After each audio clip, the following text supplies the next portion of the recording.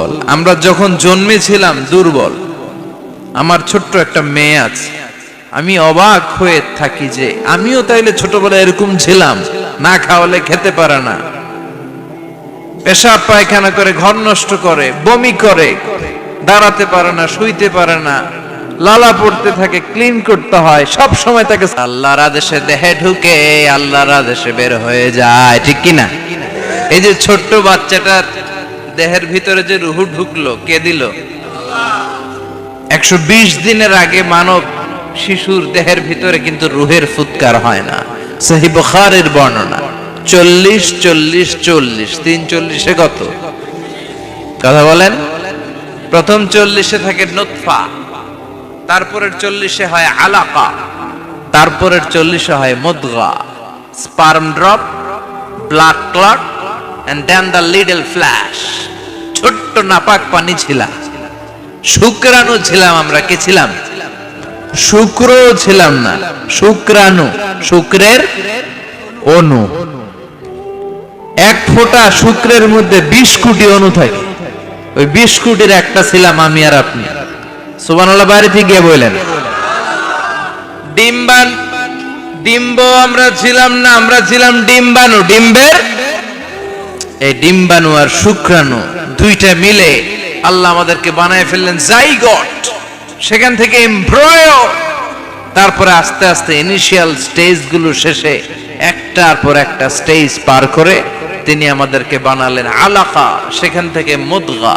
আমাদের দেহের ভেতরে তিনি স্কেলিটন ভরে দিলেন, কঙ্কাল, মাথার স্কাল দিলেন, খুলি দিলেন, নাক কান গলা দিলেন, আমার রেসপিরেটরি সিস্টেম চালু করে দিলেন। কত ছোট ছিলাম আমি, ক্ষুদ্র ছিলাম আমি। فَلْيَنْظُرِ الْإِنسَانُ مِمَّا خُلِقَ خُلِقَ مِن مَّاءٍ دَافِقٍ। মানুষের উচিত তার সৃষ্টি প্রক্রিয়ার দিকে নজর করে তাকানো। বাবার পিঠ থেকে সবেগে নির্গত হওয়া পানি দিয়ে মায়ের পেটে তোমারে ঢুকায় দিল কে? নাপাক পানি থেকে ছোট্ট ব্যাঙ্গাচির মতো ছিলাম, জোকের মতো মায়ের জরায়ুর দেয়ালে লেগেছিলাম। সেখান থেকে বড় করতে করতে আমার রেসপিরেটরি সিস্টেম, আমার হেয়ারিং সিস্টেম, আমার সব সিস্টেমগুলো তিনি আমার দেহের ভিতরে সেট করে দিল। চিল্লায় কোন সুবহানাল্লাহ। 120 দিনের সার্টেন পিরিয়ড শেষে তিনি দেহের ভিতরে রুহের ফুৎকার দিলেন। দেয়া মাত্রই আমার রুহুতে ধপ ধপ ধপ শুরু হয়ে গেছে। ওই যে ধপ ধপ শুরু হয়েছে, আজও থামে নাই। এই ধপ ধপ থামলে বাঁচবেন, দম ফুরাইলে আমরা ঠুস হয়ে যাবো, ঠিক কিনা? আরে মানুষ রঙিন ফানুষ, দম ফুরাইলে তবু তো ভাই কারোরই নাই একটুখানি। আরে মানুষ রঙিন ফানুষ, রঙিন ফানুষ, আরে মানুষ। সুবহানাল্লাহ বলেন। সে আল্লাহ বললেন, গোলাম, জীবন আর মরণের মাঝখানে আমি তৈরি করেছি রুহু। পৃথিবীর বিজ্ঞানীরা সব বানাতে পারে, কম্পিউটার বানাতে পারে, প্লেন বানাতে পারে, হেলিকপ্টার বানাতে পারে, রকেট বানাতে পারে, কিন্তু গোটা বিশ্বের সব বিজ্ঞানীরা মিলে কি রুহু বানাতে পারে নাকি? কথা বলেন। গত বছর সোফিয়া নামে একটা রোবট আসছিল না? কথা কন। ওটা মাথা উঁচু করে নিচু করে কথা বলতে চায়, মানুষের মতো হতে চায়। আসলে কি মানুষ? ওটার মধ্যে কি রুহু আছে? রুহু বানাইতে পারবে কেউ? এই রুহু নিয়ে যে কত গবেষণা, মুমূর্ষ রোগীদের উপর গবেষণা চালিয়েছে অনেক। বুলেট প্রুফ গ্লাসের ভিতরে মুমূর্ষ রোগীকে রেখে রেখে তারা চেক করতে চেয়েছে আমেরিকান বিজ্ঞানীরা যে রুহু কোন দিক দিয়ে বেরোয়। তারা ওজন করে দেখে, মানুষ মরে গেলে কোন লাশের ওজন বেড়ে যায়, কোন লাশের ওজন কমে যায়। যেটাতে কমে গেছে 2 কেজি কমে যায়, তার অবাক। কিরা আগে ছিল 80 কেজি, এখন হয়েছে 78 কেজি, তার মানে 2 কেজি না, এটাই রুহু। এটাই কি? এটা হচ্ছে গবেষণার ধাপ। অনেকগুলো মডিউল তারা আনে, অনেক মুমূর্ষ রোগীকে গ্লাস ফিডিং করা, ইন্টেনসিভ কেয়ারে রেখে তারা অবজার্ভ করে, আর অক্সিজেন মাস্ক খুলে দিয়ে তারা দেখে যে লোকটা ছটফট করে কিভাবে মরে। মরার আগে ওজন মাপ ছিল 80 কেজি, মরে গেছে, পরে আবার ওজন দিয়ে দেখে 78 কেজি। কমছে কয় কেজি? বিজ্ঞানে কয় পাইছি। সবাই কয় কি পাইছো? কয় রুহু। কই পাইলেন? কয় আগে 80, এখন 78, 2 কেজি। রুহুর ওজন কয় কেজি?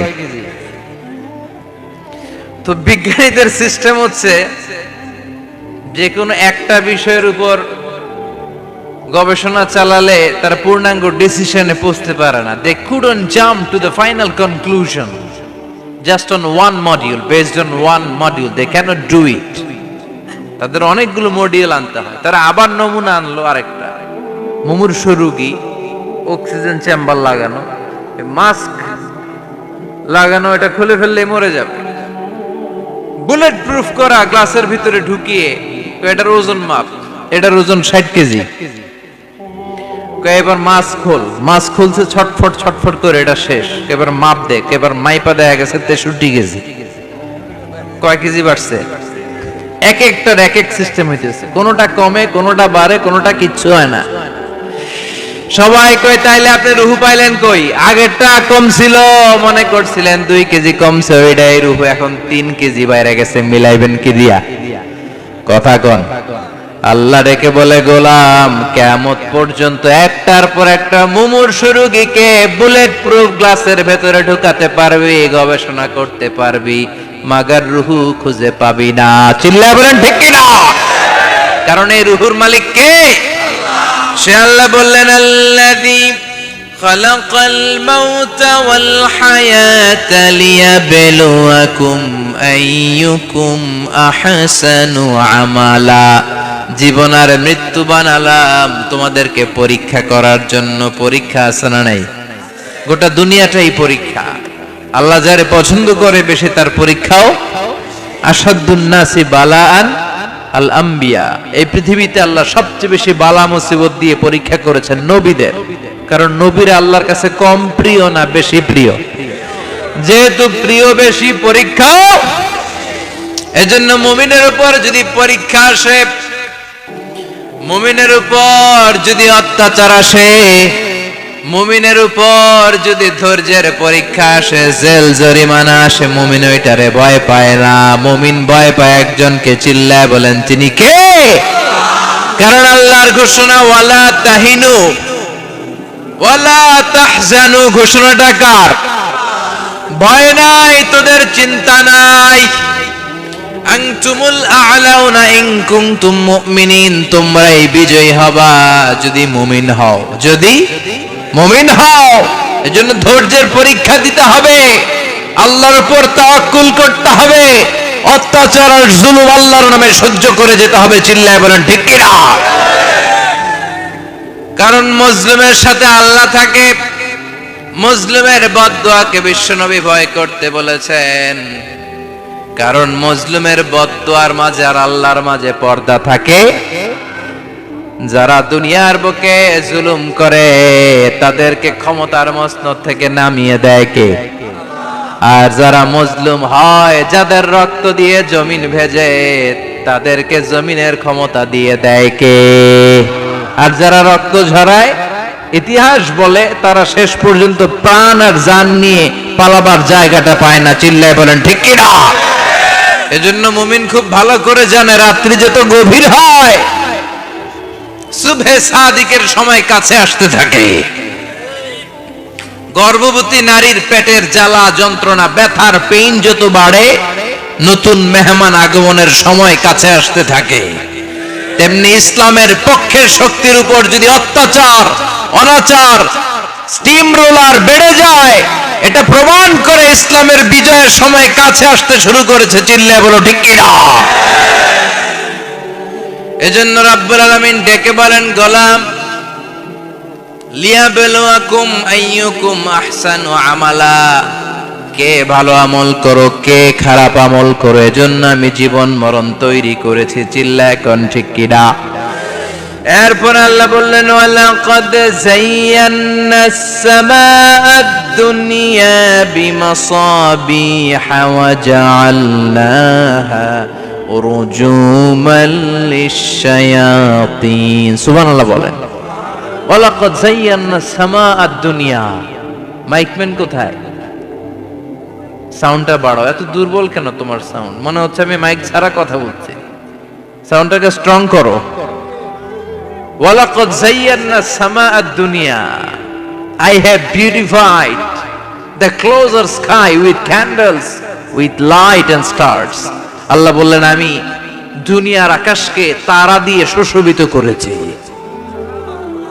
আকাশে তারা আছে না নাই? এগুলো এমনি এমনি হয়েছে না? তৈরি করছে কে? বিশ্বাস হয়? কোনো সন্দেহ আছে? এখন তো লাইটিং ফাইটিং এর যুগে তারার যে কি সৌন্দর্য আমরা বুঝি না।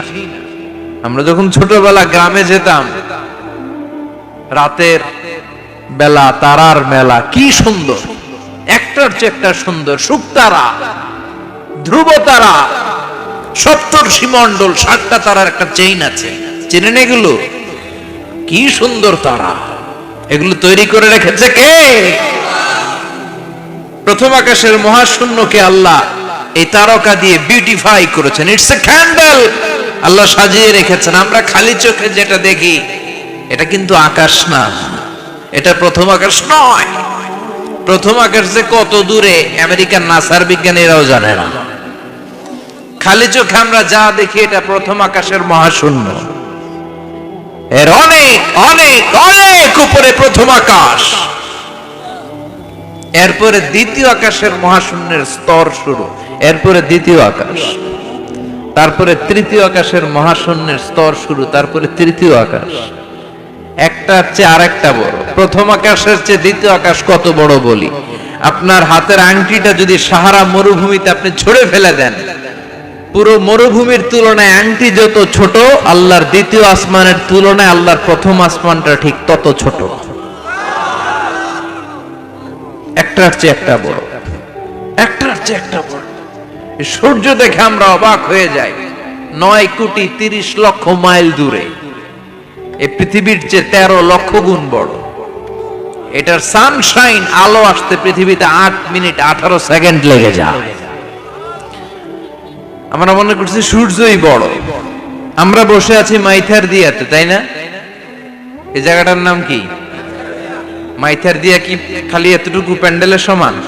কত বড় মাইথার দিয়া! এই পুরো মাইথার দিয়া কোন থানায় পড়ছে? দাউদকান্দি। দাউদকান্দি হচ্ছে কুমিল্লার 16টা থানার একটা, ঠিক কিনা? 16 থানা মিলে কুমিল্লার একটা জেলা। এরকম কয়টা জেলা আছে? 64 জেলা। এই 64 জেলা মিলে আমাদের সুজলা সুফলা, শস্য শ্যামলা, ডিজিটাল বাংলাদেশ। কথা কন। আর বাংলাদেশ হচ্ছে পৃথিবীর সবচাইতে বড় দেশ। হ্যাঁ, 64 জেলা, এরপরে ছোট। যাদের অ্যাটলাস ম্যাপ নিয়ে যাদের ধারণা আছে তারা দেখবেন বাংলাদেশ এই শব্দটা লেখার জায়গাও আমরা পাই না। মানচিত্রে বাংলাদেশ শব্দটা লেখার জায়গা পায় না। বিআরএ উঠে যায় ইন্ডিয়ার উপর, আর ডিইএসএইচ উঠে যায় আবার ইন্ডিয়ার উপর। মাঝখানের 2টা অক্ষর বাংলাদেশের উপরে পড়ে। চিল্লায় বলেন ঠিক কিনা? কত ছোট দেশ। পাশের ইন্ডিয়া 20-25 গুণ বড়।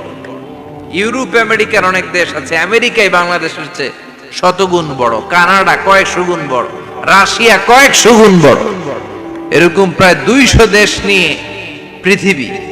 পৃথিবীর স্থলভাগ, আর 70% হচ্ছে শুধু পানি। এই সব মিলে আমাদের এই পৃথিবী।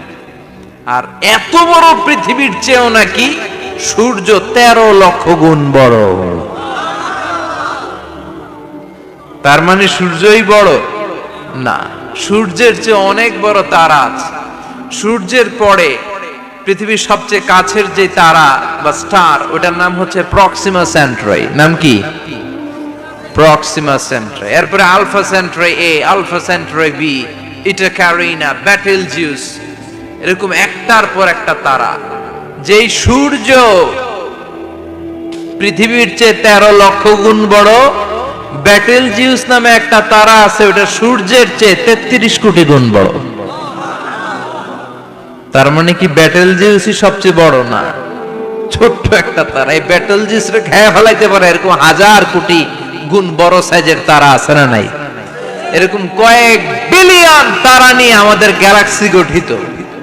আমাদের গ্যালাক্সি, এটার নাম মিল্কি ওয়ে। এটার নাম কি? আমাদের গ্যালাক্সি। এই গ্যালাক্সিতে আমাদের অবস্থান।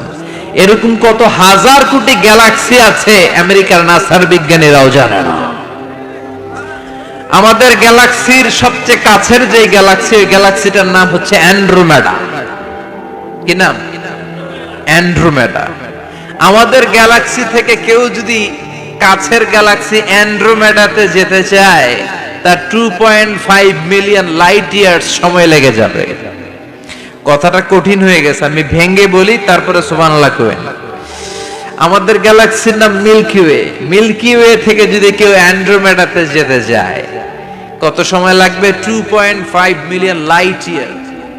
লাইট ইয়ার মানে আলোক বর্ষ। আলোর গতিতে যদি ছোটা যায়, 2.5 মিলিয়ন মানে হচ্ছে প্রায় 25 লক্ষ। তাহলে পৃথিবীতে সবচেয়ে দ্রুতগামী যে বিষয়টা আবিষ্কৃত হয়েছে সেটা হচ্ছে আলো। এই যে লাইট মারলে যে ছুটে, এই লাইট প্রতি সেকেন্ডে 1,86,000 মাইল বেগে ছুটতে পারে। 1 মিনিটে না, 1 ঘন্টা না, 1 মিনিটে না, 1 সেকেন্ডে আলো চলে যায় কয় মাইল? 1,86,000। খুঁটি ইমাজিন দ্যাট। আপনি কল্পনা করতে পারেন? হয়তো মাথা নাড়াইতেছেন। এটা কি কল্পনা করা যাবে? আমার তো তার ছেড়ে যাচ্ছে। 1 সেকেন্ডে নাকি আলো ছুটে 1,86,000 মাইল বেগে।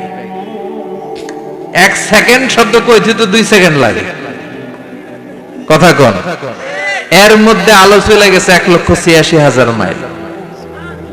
তো কোন রকেট যদি আপনি পান, যে রকেট দিয়ে সেকেন্ডে 1,86,000 মাইল বেগে রকেটটা ছুটবে প্রতি সেকেন্ডে, খেয়াল করেন, ঘন্টায় না, মিনিটে না, কিসে? সেকেন্ডে। যে রকেটটা সেকেন্ডে 1,86,000 মাইল বেগে ছুটবে, ওই রকেটটা দিয়ে আমাদের গ্যালাক্সি থেকে আমাদের পাশের গ্যালাক্সি অ্যান্ড্রোমেডাতে পৌঁছতে আপনার 25 লক্ষ বছর লেগে যাবে।